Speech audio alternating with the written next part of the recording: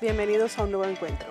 En un ambiente de ordenamiento monetario, ¿qué ocurrirá con el sistema de precios de la construcción? ¿Cuál será la metodología para el cálculo de los precios de construcción? ¿Qué va a pasar con los presupuestos de las obras ya aprobadas? Estas y otras interrogantes tendrán respuesta en este espacio con los especialistas invitados. Doy el saludo a Margarita de la Caridad Costa Rodríguez, directora de Político de Precios del Ministerio de Finanzas. Bienvenida. Muchas gracias. Saludos a todos. Y a Ramón Sergio Medina Herrera, que es el director de Balance Constructivo del Ministerio de la Construcción. Bienvenido, Ramón. Muchas gracias. Comenzando con Margarita. Margarita, ¿cuáles son las principales modificaciones del sistema de precios de construcción y montaje? ¿Y qué va a pasar con los inversionistas que tienen presupuesto de obras aprobadas si este presupuesto comenzó en un ambiente de dualidad monetaria y ya estamos en un nuevo contexto? Así es, Roxana. Como conocemos, se van a producir transformaciones en todos los precios, en los precios mayoristas, como ya habíamos conversado en otras oportunidades. Y los precios del sistema de la construcción tienen también un enfoque transformador en este proceso de ordenamiento monetario. Las transformaciones que van a ocurrir son transformaciones graduales, pero muy importante en un primer momento para no paralizar la economía. Todos los actores de la economía tomarán como referencia las modificaciones al sistema de precios de la construcción actual.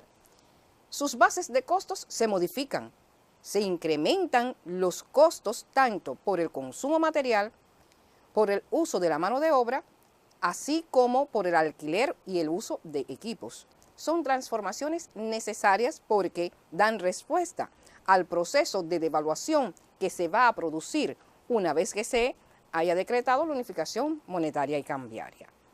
Ahora bien, ¿qué ocurrirá con aquellas obras que son de continuidad?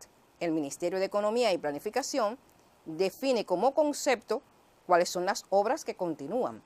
En esos casos, el importe, el valor de lo ya ejecutado se mantiene, porque hay un principio también en ordenamiento monetario que los inventarios no se revalúan.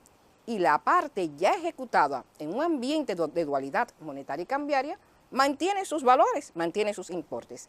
¿Cuál es la parte que se revalúa? Se revalúa la parte no ejecutada de un presupuesto de una obra.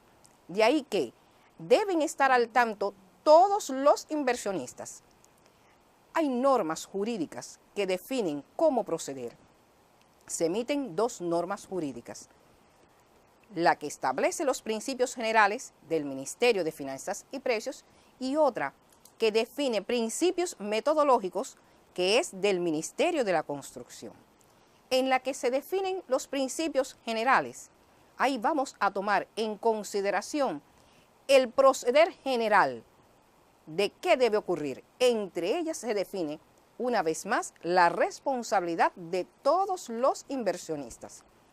Los constructores son parte de ese proceso inversionista, los contratistas, pero siempre va a tener la responsabilidad el que hace la inversión, o sea, el que promueve la inversión, el inversionista.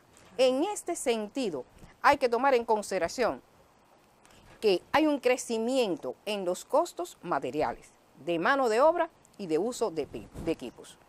Pero hay una transformación importante también.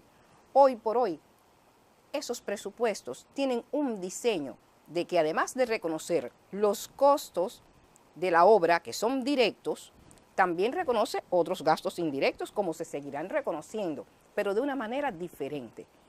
Por tanto, el concepto de presupuestos independientes se va limitando y se va perdiendo. En su lugar hay un reconocimiento a los diferentes conceptos de gastos que no son del costo principal, del costo directo de la inversión.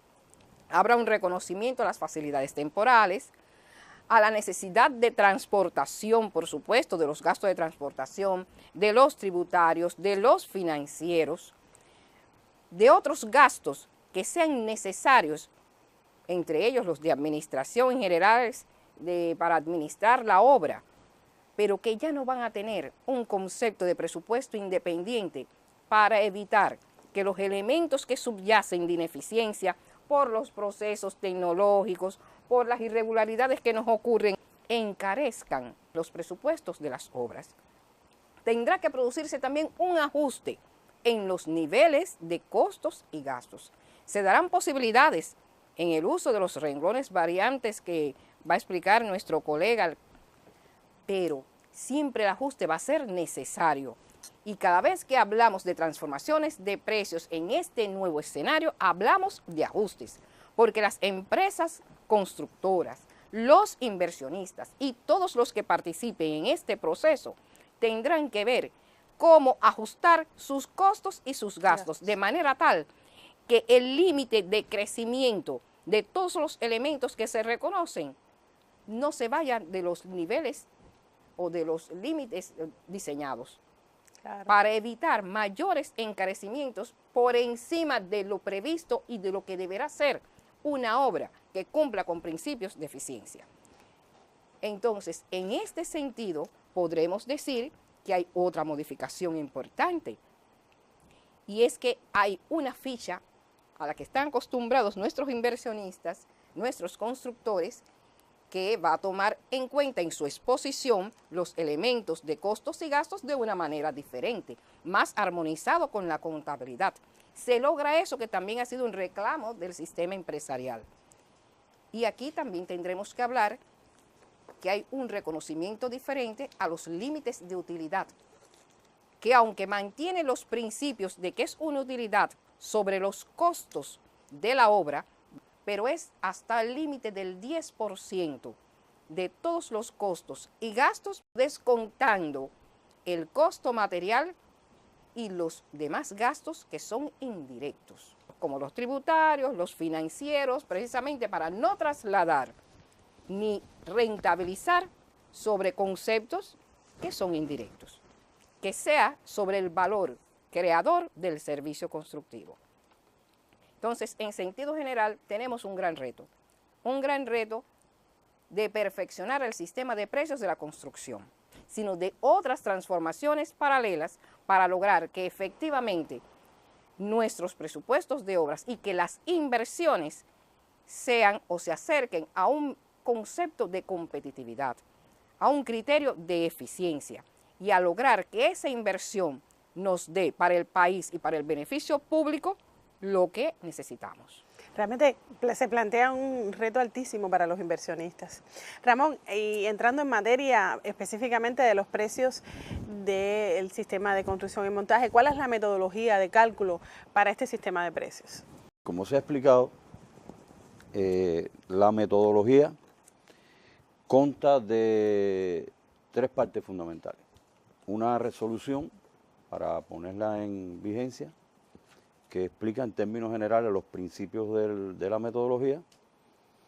Va a tener además un anexo 1, donde va a estar el modelo de cálculo, y un anexo 2, donde están las bases de costo. Es decir, el anexo 2 es más amplio, presenta todas las actividades de la construcción con el nuevo costo, como ha explicado la compañera Margarita, y eso va a permitir precisamente hacer el cálculo en una forma que nos adecue al nuevo escenario.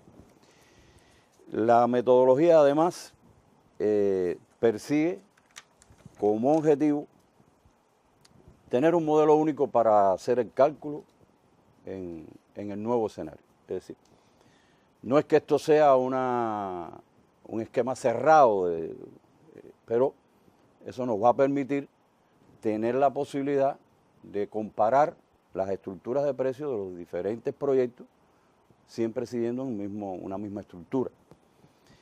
Por otra parte, queremos que esta metodología funcione en la unificación monetaria y cambiaria con la realidad del momento económico que vamos a tener, que para esto se va a basar en costos actualizados, es decir, se ha hecho ahora una primera aproximación, como se ha explicado ya anteriormente, pero se continuará trabajando para ir captando la realidad de los costos en el comportamiento de la economía a todo lo largo del país y poder anualmente actualizar esos costos para que la metodología siempre represente una realidad económica en que actuamos, ¿no? Y lo otro muy importante es que esta metodología debe servir para todos los actores de la economía.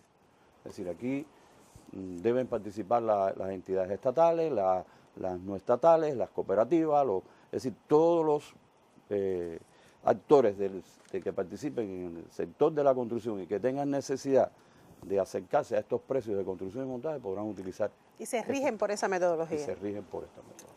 Esto es un gran objetivo porque realmente hoy hay una dispersión. Hay una dispersión en esto, incluso en la propia estructura de la estructura de confeccionar el costo hay sus cambios, entonces queremos realmente lograr una unificación. ¿Cómo va a funcionar esto? El Centro de Desarrollo de Normas y Costos del Ministerio de la Construcción va a emitir el día que se establezca ya la unificación, va a emitir todas las bases de costos con todos los elementos para que todas las entidades y todos los sujetos puedan realmente trabajar en la aplicación de la metodología. Y esta va a permitir también incorporar actividades que puedan estar fuera de estas bases de costos. Es decir, va a existir la posibilidad de que cualquiera de los actores que necesite incorporar un nuevo renglón variante lo pueda proponer, se evalúa y se incorpora, claro está, ya en las nuevas condiciones del contexto económico. ¿Cómo se estructura la ficha? Primero decir que la ficha va a ser aplicada a los costos, es decir, a los precios de construcción y montaje para las inversiones y también para los mantenimientos constructivos. Es decir, son dos enfoques que hay que tener claro que se aplican en ambas direcciones, es decir, tanto para una inversión como para los mantenimientos. ¿Cómo está estructurada el modelo de cálculo o la ficha para el cálculo?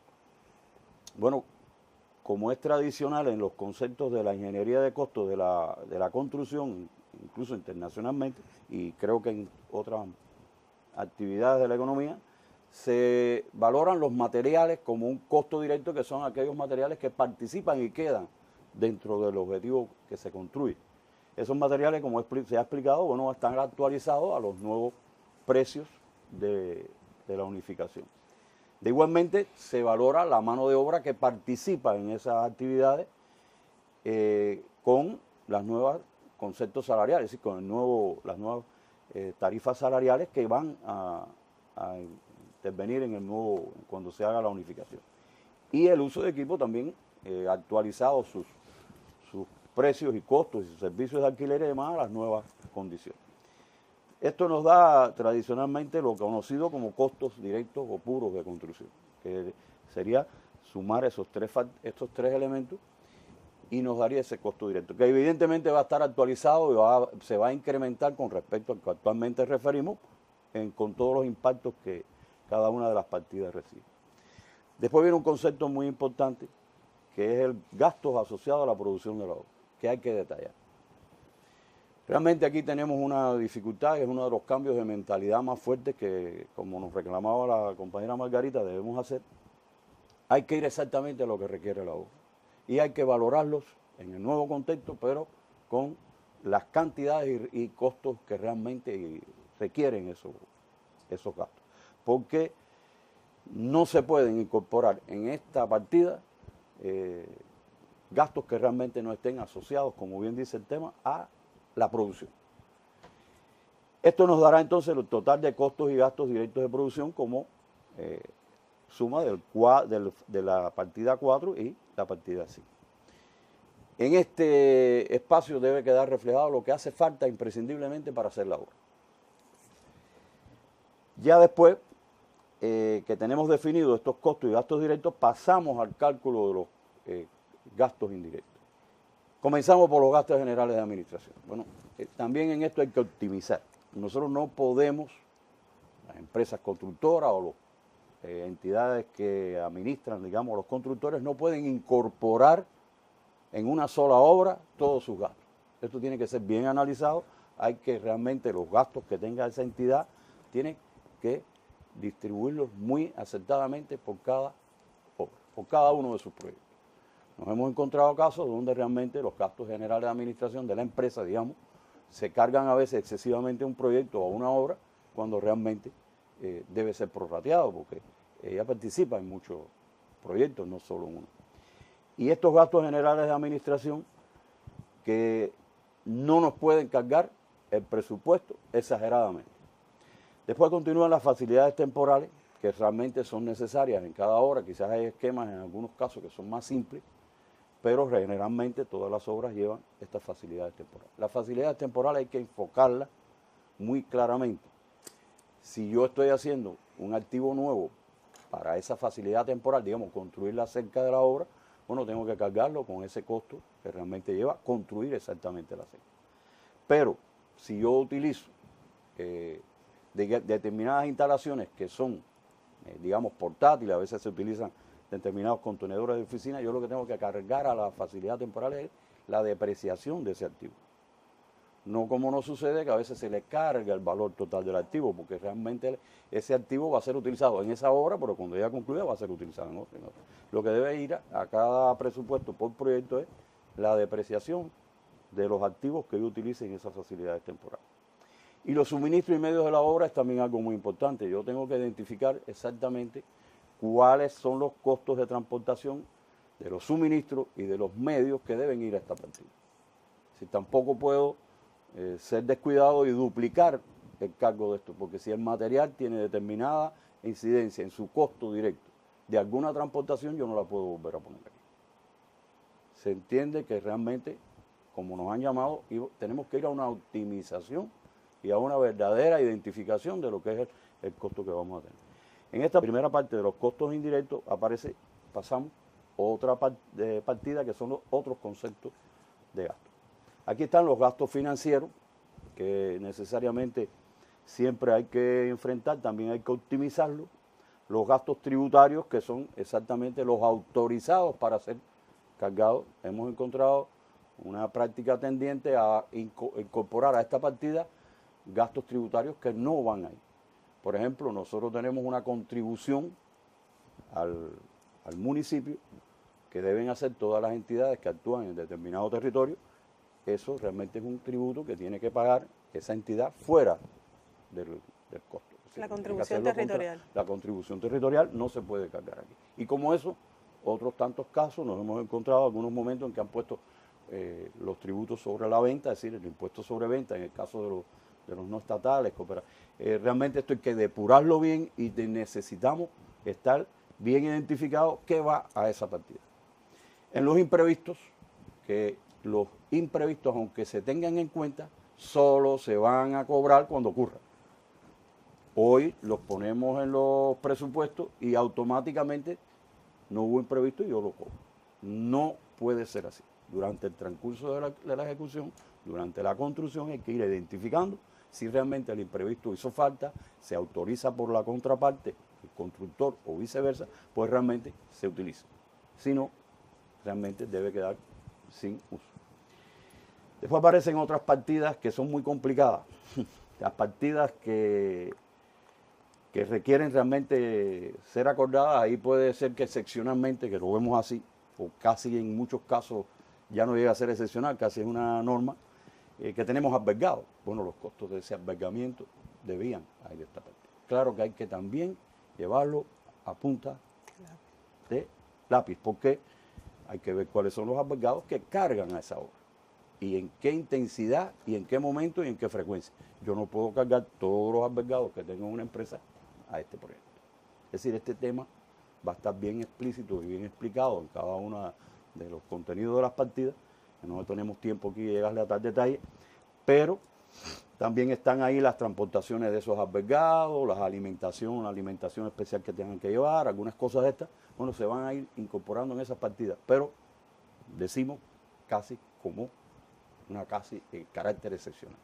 Nosotros necesitamos que los constructores evolucionen a que realmente estas partidas se utilicen lo menos posible. Incluso hay que tratar de incorporar que muchas cuestiones que vienen a estas partidas salgan dentro del salario que se le paga al trabajador y que él lo pueda enfrentar por su vía sin necesidad de cargárselo en esta partida del presupuesto. ¿Se entiende? Es práctica internacional que los propios trabajadores se busquen su alojamiento si quieren estar cerca de la obra y no tienen cómo hacerlo, que busquen su propia alimentación y que realmente no tengamos que estar cargando todas nuestras obras con grandes albergues y comedores y condiciones para. Esto nos da el total de gastos indirectos de la obra. Aquí quiero decirle que se incorpora un concepto, es que el gasto indirecto no va a ser ilimitado. Es decir, a pesar de haber apretado, como hemos ido explicando en cada una de las partidas, cuando llegue yo a esta suma tengo que comprobar algo. Ese costo, ese gasto total, indirecto, que lo comparo con el costo directo de mano de obra. Yo puedo tener un total de gastos indirectos igual al gasto de mano de obra. En el caso de las obras de edificación, en el caso de las obras de ingeniería, puedo tener este gasto 1,5 veces con respecto al gasto de mano de obra directo. ¿Por qué estas diferencias? Bueno, las obras de ingeniería generalmente incrementan en los costos directos lo que se llama gasto de equipo, uso de equipo y materiales, y disminuyen mucho el uso de mano de obra. Claro. Por tanto, hemos analizado que se utilice un índice un poco superior como límite. Eso quiere decir que si yo tengo, cuando sume todos mis gastos indirectos, un valor que supera ese límite, yo tengo que entrar a revisar cada una de las partidas y ajustar eso hasta llegar al mismo valor máximo que me permite. Como decía Margarita, este es un proceso de cambio de mentalidad, un proceso donde tiene que haber una contrapartida fuerte que obligue a esas revisiones, y sabemos que pueden haber muchas dificultades ahora al inicio y que incluso las estructuras que tengan muchas organizaciones constructoras sean estructuras muy grandes, y entonces cuando van a enfrentar esta realidad no pueden cumplir. Pero ahí está el éxito de que nuestra economía resuelva la tendencia a un incremento exagerado de los precios que realmente después nos juegan con el contexto en que se desarrolla la economía. Bueno, y finalmente viene el bloque en el cual hacemos el cálculo del precio. Después que tengo el total de costos y gastos, que no es más que la suma de los costos directos con estos indirectos, aplico sobre esto el impuesto sobre las ventas cuando esté autorizado. Esto se ha hecho para evitar que ese impuesto aparezca ahí abajo, pero un impuesto común, sobre todo en las formas no estatales. Bueno, lo pondrían ahí bajo la autorización con el % que nos autoriza el Ministerio de Finanzas y Precios. Esto está sujeto a esa movilidad. Y después se calcula la utilidad, que es, como explicó Margarita, es el 10% del costo total, que tenemos, el total de costos y gastos, menos la partida materiales y menos los costos indirectos. Es decir, hay un impacto fuerte en que la utilidad realmente va a ser bastante limitada, porque al quitarle al costo y gasto total los costos indirectos y quitarle la partida de materiales para hacer el cálculo, realmente hay un impacto fuerte para los constructores en el nivel de utilidad. Y esto nos va a dar finalmente el precio del servicio de construcción y montaje. Me gustaría saber desde el punto de vista práctico cómo esto se implementa y cómo se controla. Correcto, sí. Ya les decía que el Centro de Desarrollo y Norma y Costo de la Construcción lo primero es que nos va a publicar, a partir del día establecido, pues bueno, se va a publicar esto con su resolución y todo su alcance. Esa publicación inicialmente va a ser digital y en algún momento será reproducida, es decir, documental. Y se pone en función de reseccionar todos los problemas que puedan existir, los señalamientos, las dudas que puedan existir con la aplicación. Es decir, eso lo tenemos previsto, igual que van a estar abiertos a recibir las propuestas de renglones variantes o de cambios que se deben incorporar por problemas tecnológicos a lo que no tenemos hoy previsto. Y además se coordinará es decir, ya está coordinado con la Unidad de Inspección Estatal del Ministerio de la Construcción, que acompañará todo este proceso haciendo inspecciones y controles a distintas obras seleccionadas y a distintos constructores, de forma tal que revisemos cómo realmente cómo se domina, cómo se conoce esta metodología y cómo realmente se está aplicando.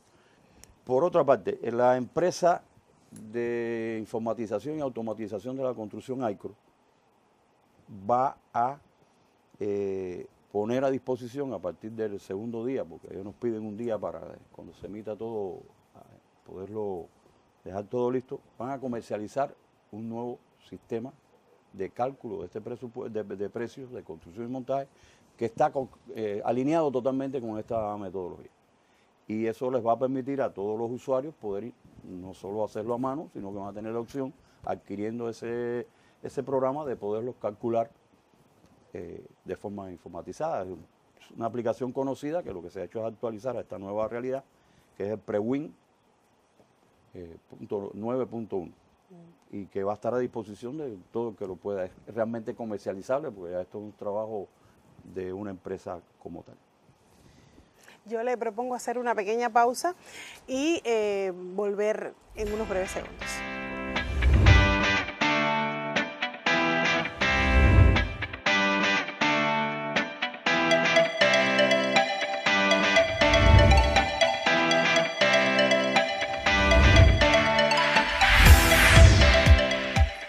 Continuamos en nuestro espacio hablando acerca de los precios de los sistemas de construcción y montaje en un nuevo escenario de ordenamiento monetario. Ramón, usted se refería hace unos segundos al sistema informático que está diseñado para soportar todo este sistema que ha explicado. Su nombre es PreWin 9.1, ideado, según nos comentaba, por la empresa de informática y automatización de la construcción. ¿En qué consiste el sistema? Bueno, el sistema está ideado y desarrollado en función de la propia estructura que hemos explicado aquí del modelo de cálculo.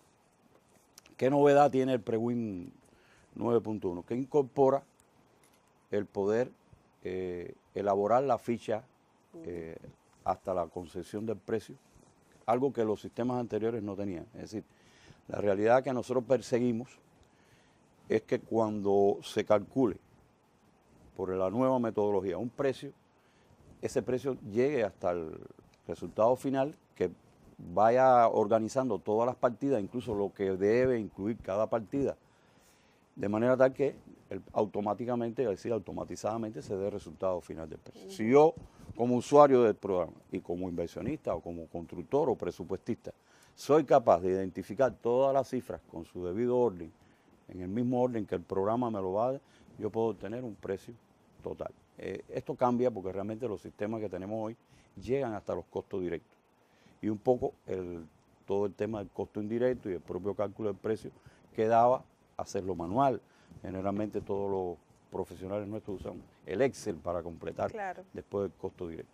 En este caso estamos dando un sistema que permite llegar hasta el final del cálculo. Eso tiene una ventaja, que nos deja reflejado exactamente cuáles son los costos directos y cómo se estructuró el costo indirecto. Es decir, queda informatizado qué cálculo yo hice, qué costo yo puse, qué cantidad yo y puedo auditar, puedo revisar en cualquier momento cuál fue ese cálculo que se hizo en el sistema.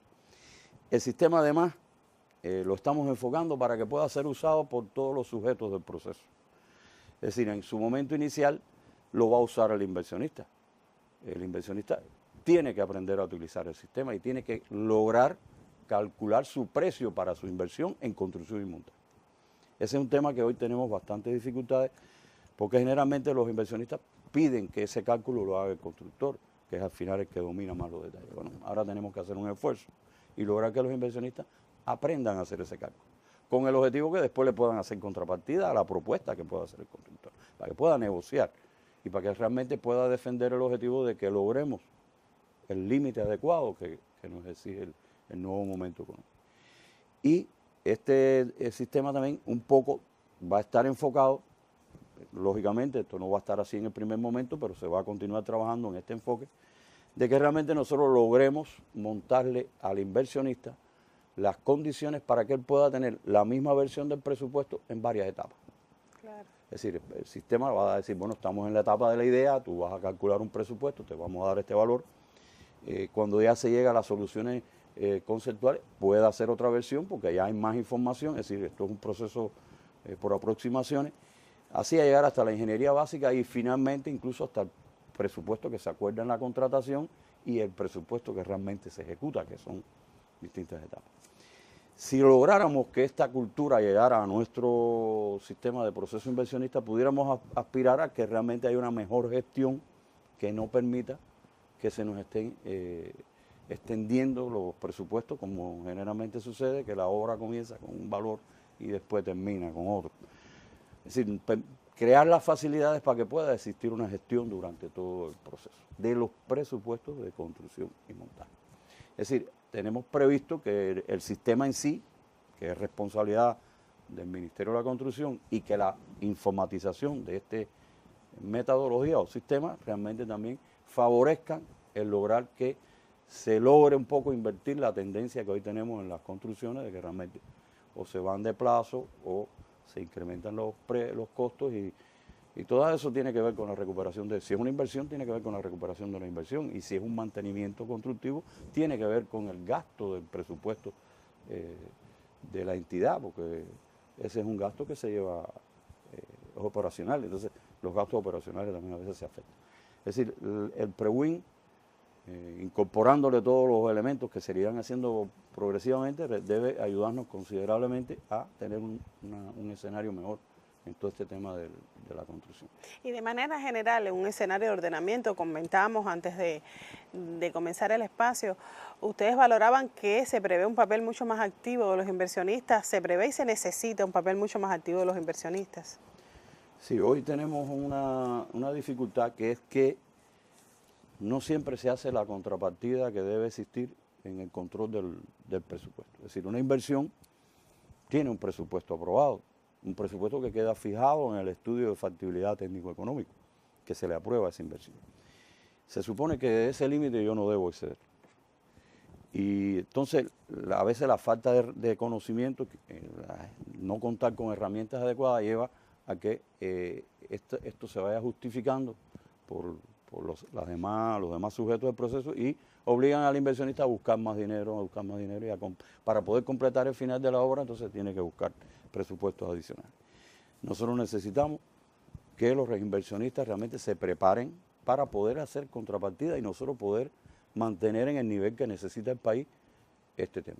Hay que decir que nosotros estamos haciendo un esfuerzo, que nuestros costos de la construcción se parezcan al área geográfica, que nuestros costos de la construcción puedan ser competitivos para inversiones extranjeras, que puedan ser.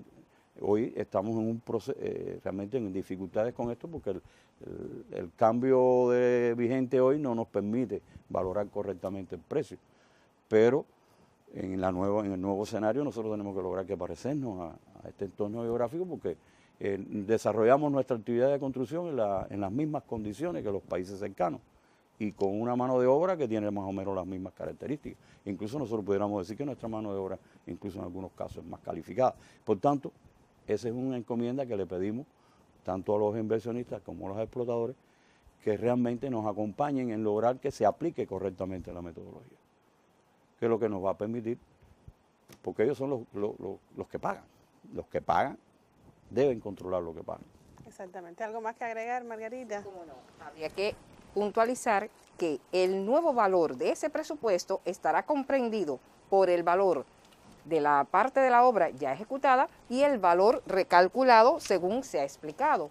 Por tanto, los inversionistas que deben conocer y tener muy claro que ese nuevo límite va a ser el importe total para poder acordar con los constructores. No importa que el constructor sea de una entidad estatal o no estatal. El límite que siempre va a tener el inversionista es ese nuevo valor de la obra por la parte recalculada, adicionando lo ya ejecutado, el valor de la parte ejecutada.